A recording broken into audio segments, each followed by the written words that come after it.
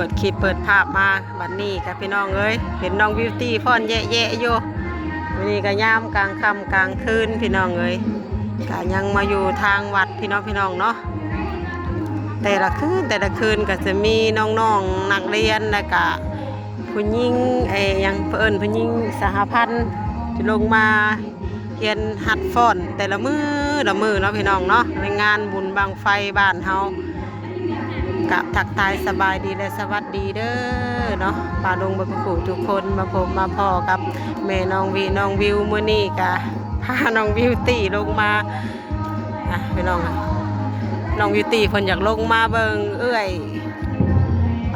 ยฟ้อนพี่น้องเอ้ยแม่น้องวีสิถ่ายให้เบิ่งเนาะพี่น้องแต่ก็บ่ฮู้ว่าสิเอาลงได้หรือบ่เนาะยันว่าผิดลิขสิทธิ์เพิ่นพี่น้องเอ้ย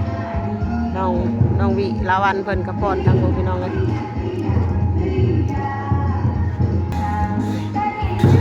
ทางนั้นก็จะเป็นกองอีตุ้มทางนั้นพี่น้องเอ้ยอันนี้สิมาทางฟ้อนของน้องนักเรียนทางนี้พี่น้อง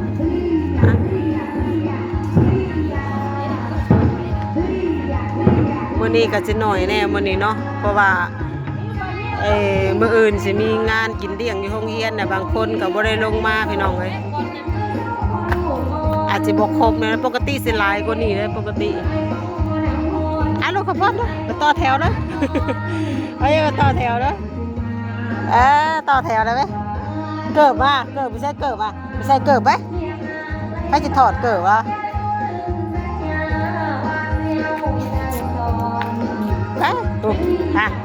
พอดเนอะ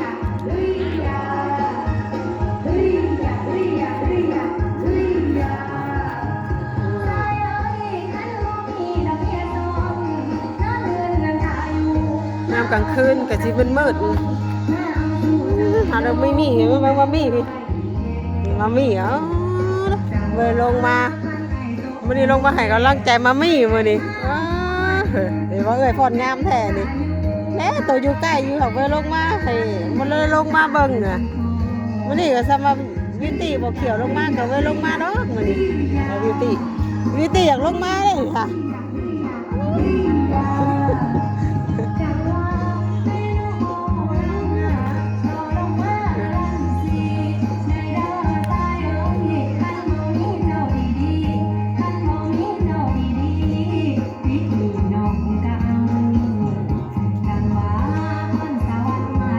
ก่อนงามแล้วส่อมสมือเนาะพี่น้องโมเมนต์เขาครึ่งเดือนในประจักษ์เนาะพี่น้องก่อนงามเลย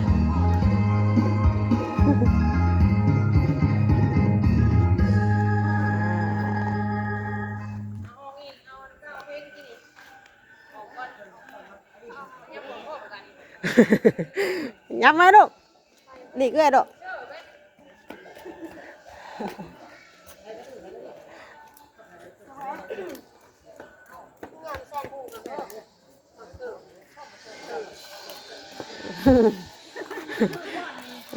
นักก็เลี้ยงกับบอลลึงนะติมาบุกก่อนไปกันเล่นเขารับรางวัลแล้วนางเพื่อนนี่นอนอยู่เนี่ยเขาบอกวีนอนน้ำยา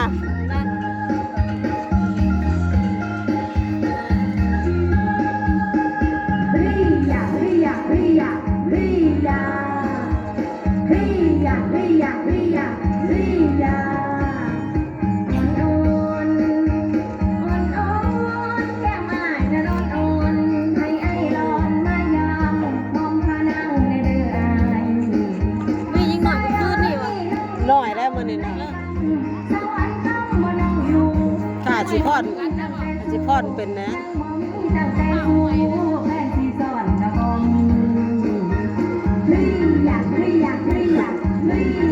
มากับอยากมานะอยากนอนนานแม่เลยอยากมาได้นอนน้ำเฮาน่ะไม่มีมาส่งคืนได้นอน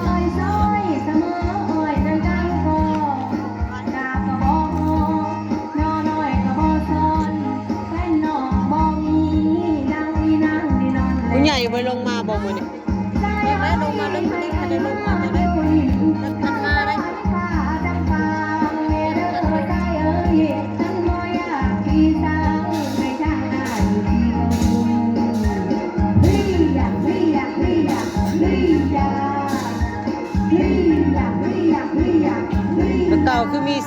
เนาะอันมามัดทะยุมนำบ่ ลงคูนี่นะ มื้อนี้บ่ได้ลงเนาะมื้อ เจ็ นี้ ดถึงจะลงไปจังเลย สิมี3หมวดมีมัธยม น้ำหมดได้แต่ก็ แล้วก็ประถม หมดเท่าดังร้าย ประถมแล้วก็คนอย่างผู้หญิงอันนั้นผู้หญิงสหพันธ์คนเฒ่าหลายดิ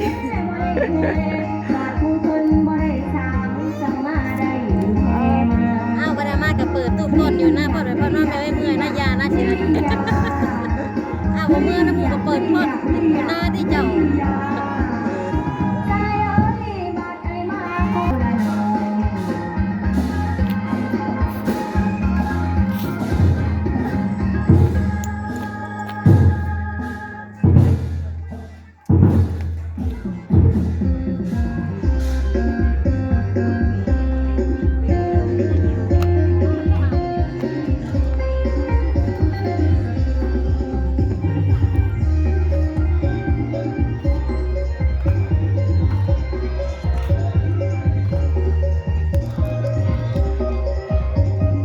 ครับพี่สอเอื้อยดอก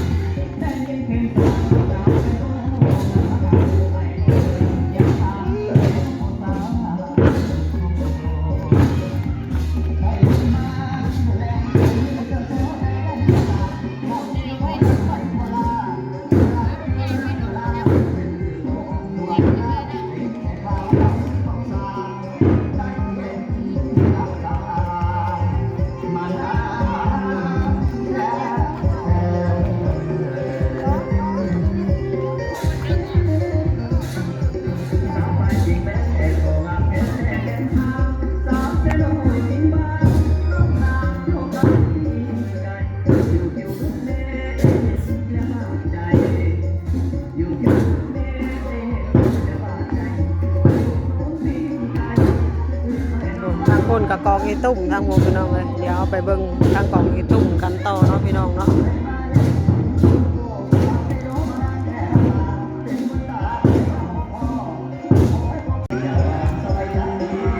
เดี๋ยวเบิ่งทางทองเบิ่งทางน้องนักเรียนเพิ่นฟ้อนเดี๋ยวก่อนเราจะไปเบิ่งทางกองอีตุ้มเนาะพี่น้องเนาะ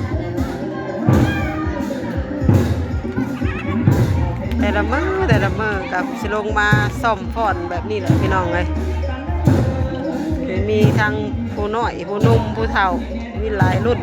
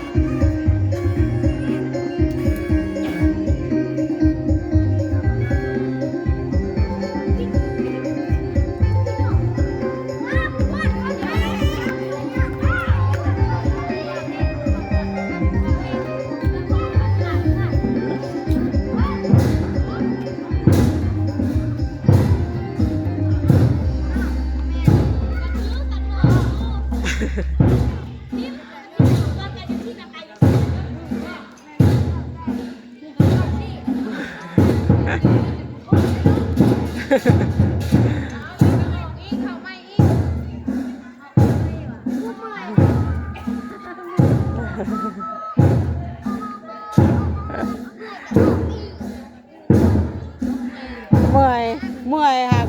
บัดยาเต้นได้กับบ่าพอดได้กับพากันขึ้นได้อยู่จนเลิกคือเก่าอัน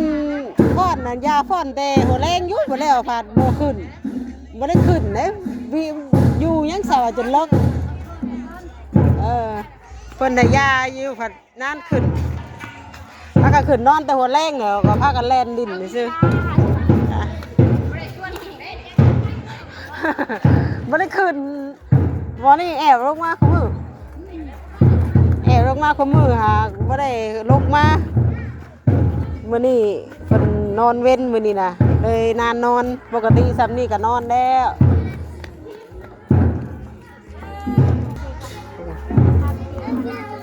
เดิน ทั้งวัดทั้งว่ามันก็ประดับประดาเรียบร้อยบ่ได้พี่น้องเอ้ย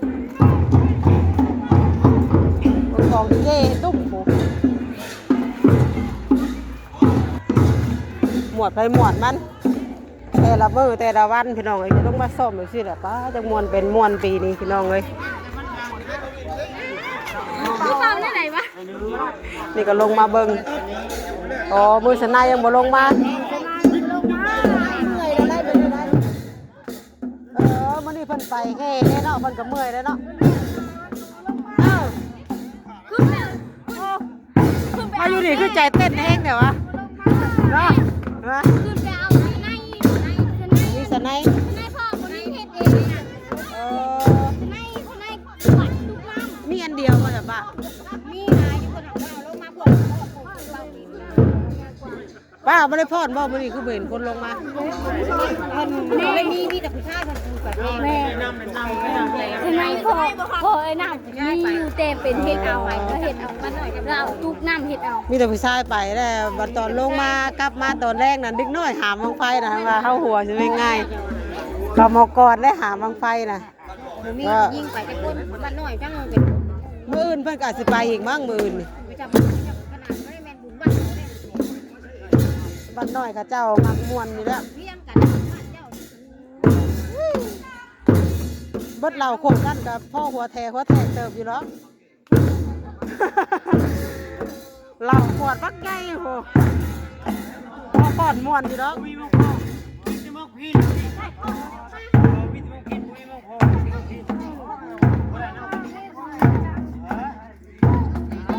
กำลังมาสิเมื่อวัดสนัยมากำลังจะพากันเมื่อ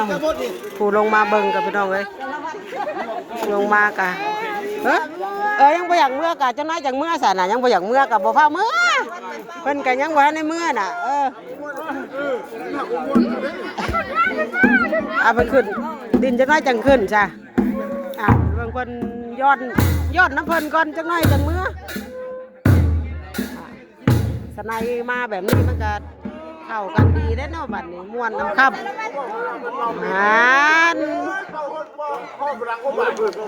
เป่าสนัยกับบรังบาน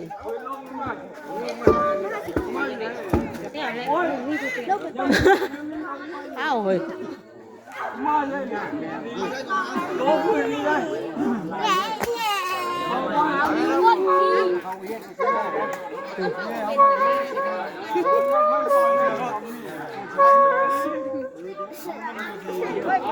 เป็นธรรมดาได้พี่น้องเลย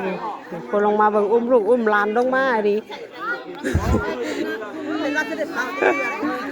อากาศร้อนแน่นะเนาะเลยพากันลงมาดินจังเล็กจังหน่อยจังขึ้นไปนอนพี่น้องเลยตอนนี้ก็8-9 โมงเลย2-3 ทุ่มเลยแต่ก็ยังร้อนอยู่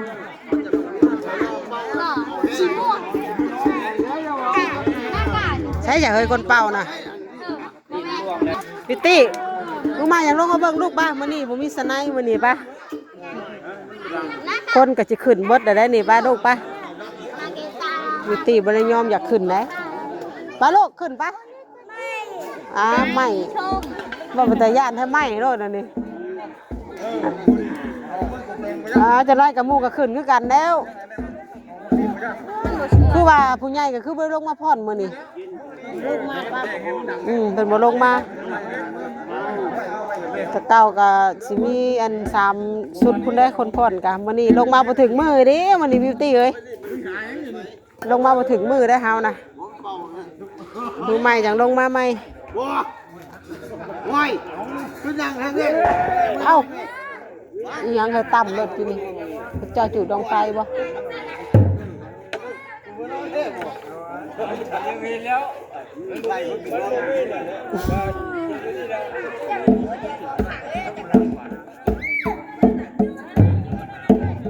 ถามมือสไนโบมาพี่น้องเพิ่นมื้อนี้เพิ่นไปแห่เนาะพี่น้องเพิ่นอาจสิเมื่อยไปมันมืดเว้นแล้วมื้อนี้ก็จะแห่ในกลางบ้าน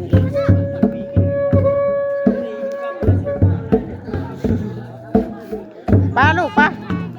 ามื้ออื่นอยากลงมาใหม่ป่ะมื้ออื่นตื่นเช้าไปตลาดนัดได้ป่ะมื้ออื่นตื่นไปตลาดนัดได้มื้ออื่นนี่ป่ะไอ้มี่ก็ขึ้นด้วยกันแล้วแม่ขึ้นชงป่ะลูกป่ะแม่ขึ้นชงป่ะ ไปล่ะไปบาบีนั่งไปไปแม่ขึ้นชงไป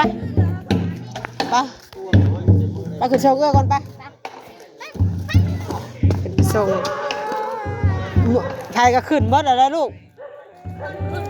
มันขึ้นเบิดแล้วมื้อนี้ลงมาบ่ครบมื้อนี้มื้ออื่นแม่พาลงมาใหม่ลูกลงมาบ่ครบมื้อนี้น่ะมื้ออื่นจัง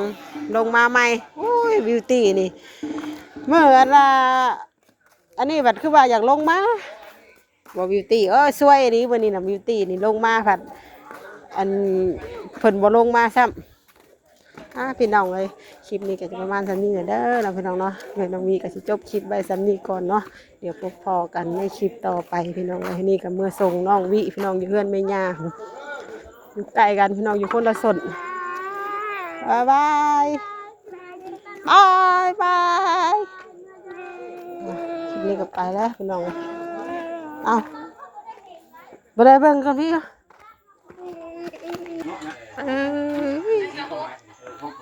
สั่งบักกะลอกกระเดี่ยวแท้ใบตามมันหูกลางคืนชนได้จังหกไต่ขันนั่นไต่โคมต่ำมาดีรออันนี้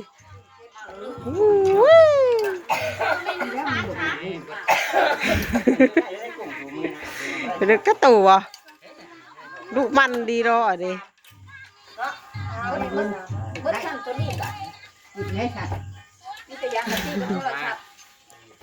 ตำได้จากว่าแหละ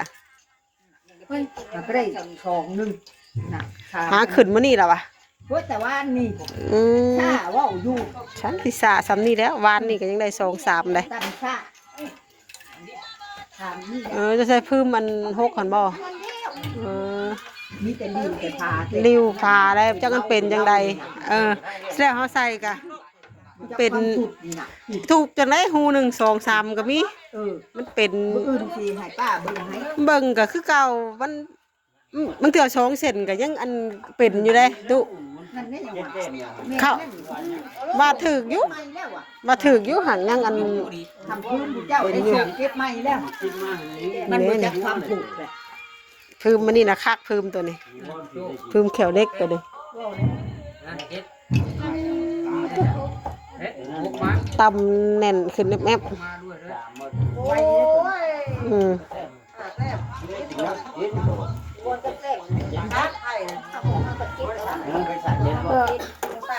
ไปเอาบ่ได้เว้าเราไว้เนาะ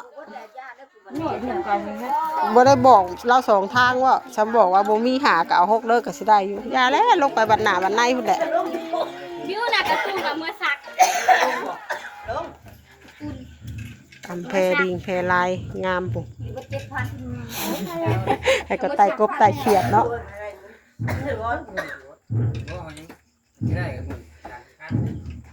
มือเป่าสไนกับบ่มาคือเจ้าเมื่อยแล้วมั้งไปบัดมือเว้นแล้วมื้อนี้ยังดุยังยิ้มน้อยใส่น่ะ